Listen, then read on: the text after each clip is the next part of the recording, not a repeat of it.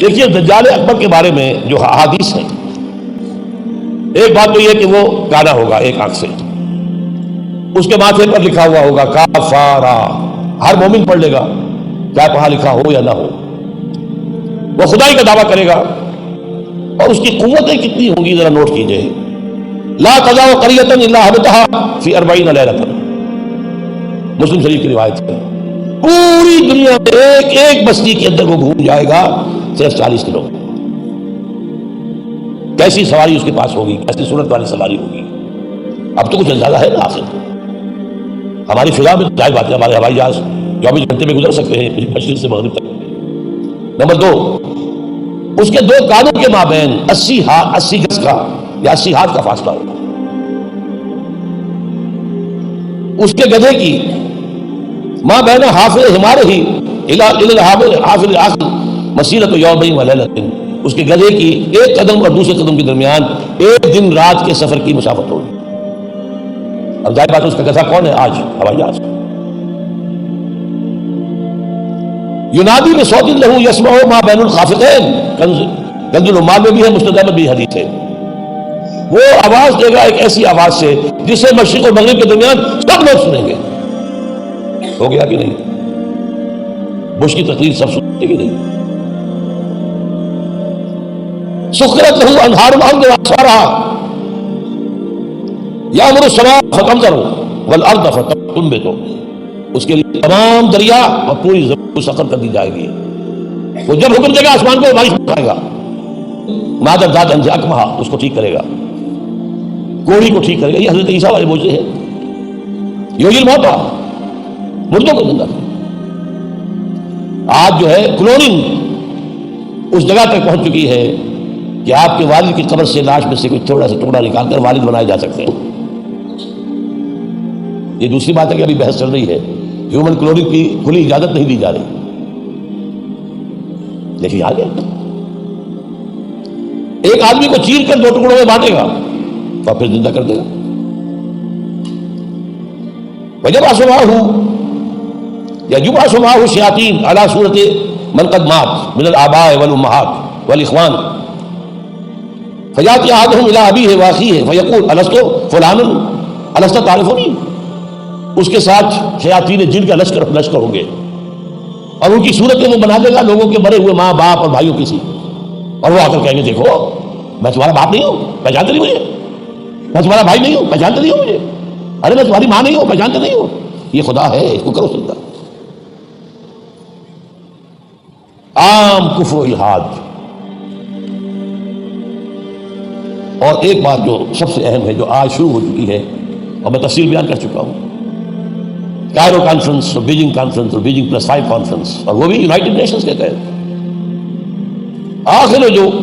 میں یخرج الیہ النساء، آخر میں جو اس کی پیروی کے لیے نکلے گی گھروں سے وہ عورتیں ہوں گی، حتیٰ ان الرجل لیرجع الی امہ وابنتہ واختہ وعمتہ فیوثقها، یہاں تک کہ ایک بندہ مومن جائے گا دوڑ کر اپنے گھروں میں، اپنی ماں کو، بہن کو، بیٹی کو، بیوی کو باندھ کر جکڑ کر رکھنے کی کوشش کرے گا، اور وہ رسیاں چھڑا کر اس دجال کے پیچھے بھاگے گا۔ وہ نقشہ ہے آج۔ ایک حکم پر یہ شیطان مشرف ہے ہمارے ہاں 30% سیٹیں سب عورتوں کے لیے مقرر کر دیں۔ بھائی امریکہ تک میں نہیں ہے تو ان کی پیروی کر رہے ہو، وہاں بھی نہیں ہے، ہم ان سے بڑھ کر ان کے مقاصد کی تکمیل میں ان سے آگے جا رہے ہیں۔ اب دیکھتے دیکھتے ہماری بات کو دیکھ کر انڈیا کے اندر بھی آیا ہے کہ 30% سیٹیں سب کی جو ہے خاص کر دی جائے عورتوں کے لیے، وہاں وہ نہیں ہو پا رہا، جمہوری حکومت ہے، اختلافات ہو رہے ہیں، ابھی بحثیں چل رہی ہیں، اور یہاں کیا تھا مشرف ایک حکم، اور کوئی نہیں بولا، کوئی نظری لیڈر نہیں بولا یہ کیا کر رہے ہو، کوئی سیاسی لیڈر نہیں بولا کیا کر رہے ہو، یہ ان کی گھٹی میں سیاست پڑ چکی ہے۔ خطرہ یہ تھا کہ ہم نے اگر ایسی کوئی بات کی تو یہ الیکشن پوسٹ پون کر دے گا، اور الیکشن بڑا ہوا کا عام طریقہ۔ بہرحال یہ دجالیت جو ہے دجال اکبر یہ آنا ہے، یہ ہوگا کون؟ اس میں احادیث کے اندر اختلاف ہے۔ ایک واقعہ یہ بھی ملتا ہے کہ حضور ہی کے زمانے میں یہودیوں میں ایک بچہ پیدا ہوا ابن سیاد، وہ بڑا غیر معمولی قسم کی صلاحیتیں اس میں تھی، وہ اپنی پیٹھ کے پیچھے سے بھی دیکھتا تھا، وہ سوتا تھا تو اس کا دل نہیں سوتا تھا، وہ پوری طریقے سے اس کے حواس جو ہیں وہ بیدار رہتے تھے۔ تو حضور نے اس کے کچھ حالات وغیرہ کا باقاعدہ مشاہدہ کیا، یہ سوچتے ہوئے کہ شاید یہی دجال بن جائے۔ حضرت عمر نے کہا بھی کہ آپ مجھے حکم دیں میں اس کی گردن اڑا دوں؟ فرمایا نہیں، اگر تو یہ وہ ہے تو اسے قتل کریں گے عیسیٰ ابن مریم، تم قتل کرنے والے نہیں ہوں گے، اور اگر یہ وہ نہیں ہے تو خام کا ناحق خون کا جو ہے تمہارے اوپر الزام آ جائے۔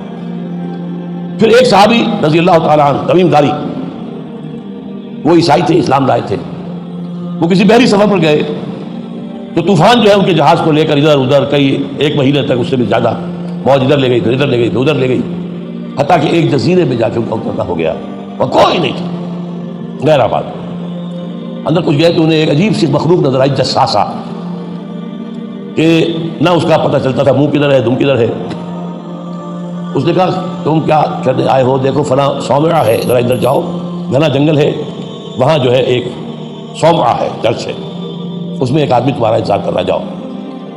وہاں گئے تو دیکھا کہ ایک بہت قوی ہیکل، بہت لمبا چوڑا، رسیوں میں اور چینز کے اندر جکڑا ہوا انسان، انسانی شکل، اور اس سے پھر مکالمہ ہوا، کچھ سوالات کیے، کیا بحیرہ گلیلی میں پانی ہے؟ کہاں ہی ہے؟ اچھا، ایک وقت آئے گا کہ پانی نہیں رہے گا،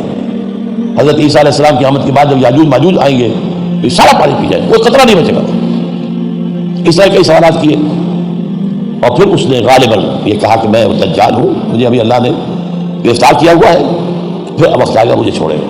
ایک روایت یہ ہے جب حضرت آئے تمیم داری تو حضور نے پھر اعلان عام کرایا، مسلمانوں کو جمع کرایا اور انہیں یہ سارا تمیم داری کا واقعہ سنایا، دیکھی بھی ہے۔ تو اب یہ کہ اس کے بارے میں یقین کے ساتھ فیصلہ کرنا کہ وہ کون ہوگا، میرا گمان یہ ہے کہ وہ وہی ہے جو ابھی اس صومعہ میں قید ہے، لیکن وہ کوئی جن ہے، انسان نہیں۔ عزازیل جو شیطان لعین ہے، اس کا کوئی بڑا جنرل ہے جو کہ آخری وقت میں آخری امتحان کے لیے انسانوں کے اللہ تعالیٰ کی طرف سے اس کو چھوٹ دی جائے گی، اور یہ ہوگا حضرت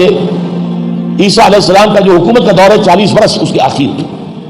اور اسے بھی پھر حضرت عیسیٰ علیہ السلام ہی قتل کرے۔ لیکن اس سے پہلے یہ ہے کہ اتنی بڑی ہوا چل چکی ہوگی کفر اور الحاد کی، اور جو ہے زوال آ چکا ہوگا، کہ پھر حضرت عیسیٰ کا انتقال ہونے کے بعد کچھ ہی عرصے کے بعد اللہ تعالیٰ خاص ہوا بھیجے گا کہ جن کے دل میں بھی ایمان ہے ان کی جانیں بڑی آسانی سے سہولت سے نکل جائے گی، اب دنیا میں صرف کافر، فاسق، ملحد، مشرک، گناہگار لوگ رہ جائیں گے، ان پر قیامت کی ہولناک جو زلزلہ ہے، یا ایھا الناس اتقوا ربکم ان زلزلۃ الساعۃ شیء عظیم یوم ترونھا تذہل کل مرضعۃ عما ارضعت وتضع کل ذات حمل حملها وتری الناس سکارى وما هم بسکارى۔ یہ جو سختیاں ہیں یہ کفار پر آئیں گی، اہل ایمان پر نہیں آئیں گی۔ اب یہ ہے میرے اور آپ کے لیے انفرادی سطح پر تو فیصلہ کیجئے، ہم اپنے اندر سے دجال کو نکالیں، محبت اللہ سے، دنیا سے نہیں، طلب آخرت کی، دنیا کی نہیں، فکر روح کی، جسم کی بھی کرو لیکن اس کی عقل نہ کرو، اور وہ نظام قائم کرو جس میں حق کی تلافی ہو، جس کے معاشی نظام میں سے سود اور جوئے کو نکال کر باہر کر دیا گیا ہو، معاشرہ وہ ہو جس میں عفت و عصمت کی ویلیوز ہو، شرم اور حیا کی ویلیوز ہو، خاندان کا ادارہ مضبوط ہو، یہ سارا کام اجتماعی سطح پر، اور خود اپنے ایمان کو اتنا مضبوط کرو کہ اگر ہماری اپنی زندگی میں وہ دجال اکبر کے آنے کا وقت ہو جائے تو ہم اس کی سختیوں کو جھیل سکیں، برداشت کر سکیں، ان امتحانات میں سے گزر سکیں اور ایمان کے اوپر ثابت قدم رہ سکیں۔ اللہ تعالی ہمارا مددگار ہو۔ اقول قولی ھذا واستغفر اللہ لی ولکم ولسائر المسلمین والمسلمات۔ صلی اللہ علی محمد صلی اللہ علیہ وسلم۔